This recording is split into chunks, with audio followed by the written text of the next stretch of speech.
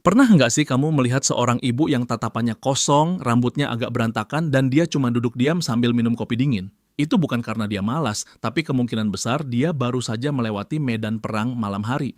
Dan salah satu perang paling berat dalam dunia parenting itu, menurutku, bukan saat melahirkan, tapi saat menyapih. Benar sekali.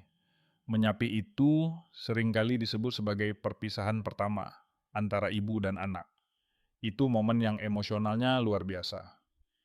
Banyak orang berpikir menyapih itu cuma soal berhenti minum ASI, ganti ke susu kotak atau makanan padat. Padahal, kalau kita bedah lebih dalam, ini soal psikologis. Ini soal memutus satu bentuk ikatan fisik untuk membangun bentuk ikatan emosional yang baru. Nah, itu dia perpisahan pertama. Terdengar agak melankolis ya, tapi faktanya memang banyak ibu yang merasa bersalah atau malah anaknya yang tantrum luar biasa sampai tetangga mengira ada KDRT. Sebenarnya ada nggak sih waktu yang paling tepat untuk menyapih? Apakah harus pas ulang tahun kedua, Teng, langsung stop? Ini pertanyaan sejuta umat. Kalau kita bicara pedoman medis, WHO memang menyarankan minimal 2 tahun, 4 tahun, tapi jangan beda ide. Buset yang kata kuncinya lagi. Jadi sini adalah kesiapan. Dan kesiapan itu dua arah. Ibu siap, anak siap. Seringkali ibunya sudah capek, ingin berhenti, tapi anaknya belum siap secara mental. Atau sebaliknya, anaknya sudah lupa nenen seharian karena asyik main. Tapi ibunya yang melo, merasa, duh, aku nggak dibutuhkan lagi ya. Jadi, tidak ada waktu saklek. Itu adalah tarian antara kebutuhan fisik anak dan kesiapan mental ibu. Menarik, jadi kalau ibunya belum rela, prosesnya bisa gagal juga ya? Sangat bisa. Anak itu radar emosi yang canggih. Kalau ibunya ragu atau merasa bersalah saat menolak memberikan ASI, anak akan mencium ketidakpastian itu. Akibatnya, anak jadi makin rewel, makin nempel, seolah berkata, "Ibu kenapa sih? Kok berubah?" Makanya, sebelum kita bicara teknik, kita harus bicara mindset. Ibu harus yakin bahwa menyapih itu bukan tega, tapi memberdayakan. Kita sedang mengajarkan anak untuk mandiri. Oke, mindset sudah dapat. Kita anggap ibunya sudah mantap. Oke, aku mau menyapih. Tapi praktiknya di lapangan kan berdarah-darah. Di budaya kita, Indonesia, masih banyak mitos atau cara kuno. Kamu pasti pernah dengar soal mengoleskan brotowali yang pahit atau dikasih obat merah biar kelihatan berdarah atau dikasih lipstik biar seram. Menurutmu, metode kaget begitu efektif nggak? Efektif untuk menghentikan ASI? Mungkin iya, karena anak takut atau trauma. Tapi efektif untuk kesehatan mental anak? Jelas tidak. Bayangkan begini, kamu punya satu tempat ternyaman di dunia. Tempat kamu lari kalau sedih, tempat kamu merasa aman. Tiba-tiba tempat itu berubah jadi monster, atau rasanya jadi racun. Itu pengkhianatan kepercayaan yang besar bagi anak kecil. Wah, kalau dianalogikan begitu jadi seram ya. Jadi tempat nyamannya tiba-tiba hilang tanpa peringatan. Tepat sekali. Itu namanya abrupt weaning atau penyapihan mendadak. Dampaknya bisa panjang, anak bisa jadi cemas, clingy, atau malah mogok makan.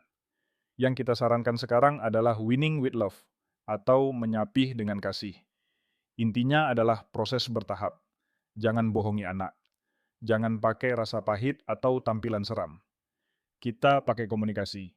Komunikasi ke anak umur 2 tahun, memangnya mereka paham. Jangan remehkan mereka. Mereka paham nada bicara dan konsistensi. Ada teknik yang namanya sounding atau hypnoparenting sederhana. Jauh-jauh hari, mungkin sebulan atau 2 bulan sebelum target berhenti, kita sudah ajak ngobrol. Saat mau tidur, bisikkan, "Kakak sudah besar ya, nanti neneknya buat adik bayi saja," atau "Nanti kalau sudah ulang tahun, neneknya libur ya, kita ganti peluk dan minum susu di gelas cantik." Diulang-ulang terus sampai masuk ke alam bawah sadar mereka. Jadi dikondisikan dulu otaknya sebelum fisiknya ya. Nah, tapi tantangan terbesarnya biasanya bukan siang hari. Kalau siang kan gampang dialihkan, ajak main ke taman, kasih camilan. Tapi malam hari itu horor. Anak kebangun jam 2 pagi, nangis kejar minta nenen. Itu gimana solusinya? Betul, malam hari adalah level boss terakhir dalam game menyapih. Kenapa susah? Karena menyusu di malam hari itu bukan soal lapar. Itu soal kenyamanan dan sleep association. Mereka tidak bisa tidur lagi kalau tidak mengenyot. Di sini, peran ayah menjadi krusial. Ini bukan cuma tugas ibu. Nah, para bapak tolong didengar ini. Jangan pura-pura tidur ya. Hahaha, benar. Kenapa harus ayah? Karena kalau ibu yang menenangkan saat anak bangun malam, anak akan mencium bau ASI. Itu godaan yang terlalu berat. Jadi saat anak terbangun, ayah yang harus masuk. Gendong, pu, kasih air putih, tenangkan. Anak mungkin akan protes, mau ibu, tapi ayah harus sabar. Ini mengajarkan anak bahwa ada sumber kenyamanan lain selain payudara ibu. Berarti harus tega sedikit mendengar tangisan anak ya. Bukan tega, tapi konsisten menemani. Kita tidak membiarkan anak menangis sendirian, itu cry it out. Kita menemani dia menangis. Iya, sedih ya nggak bisa nenen. Ayah peluk ya. Validasi perasaannya. Biasanya, drama ini paling parah cuma 3-7 malam. Setelah itu, anak akan belajar pola baru. Oh, kalau bangun malam, aku cuma perlu dipeluk ayah, terus tidur lagi. 3-7 malam begadang demi kebebasan bertahun-tahun kemudian sepertinya fair trade ya. Lalu ada satu konsep yang pernah aku dengar, don't offer, don't refuse. Jangan tawarkan, jangan tolak. Itu maksudnya gimana? Itu adalah metode pengurangan frekuensi secara halus di siang hari. Jadi, ibu jangan pernah menawarkan, mau nenen nggak? Itu pantangan. Tapi kalau anak minta, jangan langsung ditolak mentah-mentah seperti, nggak boleh, kan sudah besar. Kalau ditolak keras, anak malah makin obsesif. Jadi kalau dia minta dikasih. Dikasih, tapi diulur atau dialihkan. Misalnya anak minta, ibu bilang, oke, boleh, tapi kita selesaikan dulu susun balok ini ya. Atau nanti ya, setelah ibu minum air. Seringkali, karena harus menunggu, anak jadi lupa. Atau, kalaupun akhirnya menyusu, durasinya kita kurangi. Boleh nenen, tapi cuma sampai hitungan ke-10 ya. 1, 2, 3, kisaran lah. Ah, cerdas. Jadi kita membuat aksesnya tidak semudah dulu, tapi tanpa ada penolakan yang menyakitkan hati. Betul. Kita sedang menurunkan takhta ASI dari satu-satunya sumber kebahagiaan menjadi sekadar salah satu aktivitas. Kita harus isi tangki cinta anak dengan hal lain. Perbanyak skin to skin lain, seperti pelukan, gelitik-gelitikan, atau bacain buku. Supaya anak tahu, meskipun aku nggak nenen, ibu tetap sayang aku kok. Itu poin penting banget. Rasa aman bahwa cinta ibu tidak berkurang. Tapi ngomong-ngomong soal cinta, bagaimana dengan ibunya? Banyak loh ibu yang setelah berhasil menyapih malah kena post-winning depression. Tiba-tiba sedih, merasa kosong. Itu nyata atau cuma perasaan saja? Itu sangat nyata dan ilmiah. Saat menyusui, tubuh ibu memproduksi hormon oksitosin, hormon cinta, dan prolaktin dalam jumlah besar. Begitu berhenti menyusui, level hormon ini anjlok drastis. Efeknya mirip seperti orang putus cinta atau PMS yang sangat parah. Jadi wajar kalau ibu merasa sedih, hampa, atau gampang nangis. Itu bukan karena ibu lemah, itu biologi.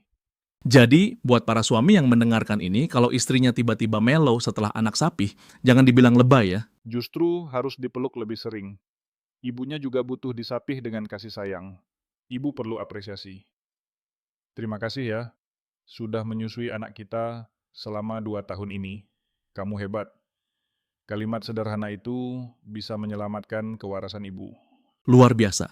Jadi menyapih ini sebenarnya adalah transisi besar bagi satu keluarga, bukan cuman urusan mulut anak dan payudara ibu.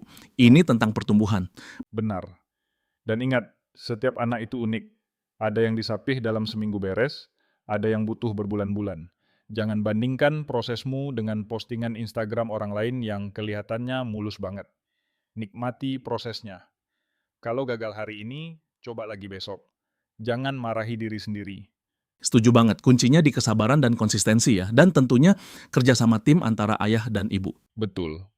Karena pada akhirnya, tujuan menyapih bukan sekadar berhenti ASI, tapi mengantarkan anak ke gerbang kemandirian berikutnya dengan hati yang penuh, bukan hati yang terluka.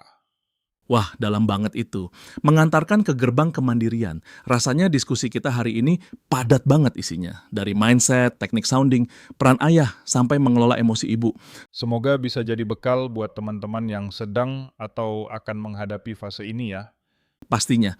Nah, teman-teman pendengar, kita tahu banget perjuangan menyapih itu nggak mudah. Mungkin kalian punya cerita unik, lucu, atau bahkan drama air mata saat menyapih si kecil. Tulis dong pengalaman kalian di kolom komentar di bawah. Kita pengen banget baca cerita-cerita real dari kalian. Betul. Siapa tahu, cara kalian bisa jadi inspirasi buat orang tua lain yang lagi pusing 7 keliling. Dan kalau kalian merasa obrolan kita hari ini bermanfaat, jangan lupa untuk tekan tombol like. Itu sangat berarti buat kita supaya bisa terus bikin konten edukatif begini. Dan yang paling penting, kalau kalian nggak mau ketinggalan topik-topik parenting yang daging banget kayak gini, langsung saja subscribe channel ini dan nyalakan lonceng notifikasinya. Bagikan juga video podcast ini ke grup WhatsApp keluarga atau teman-teman kalian yang lagi butuh pencerahan soal menyapih.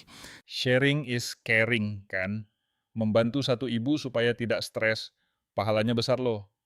Hah, hahaha, bener banget. Oke, terima kasih banyak sudah mendengarkan sampai akhir. Ingat, menyapih adalah perjalanan cinta, jadi jalani dengan kasih. Sampai jumpa di episode berikutnya. Semangat para orang tua hebat. Dah!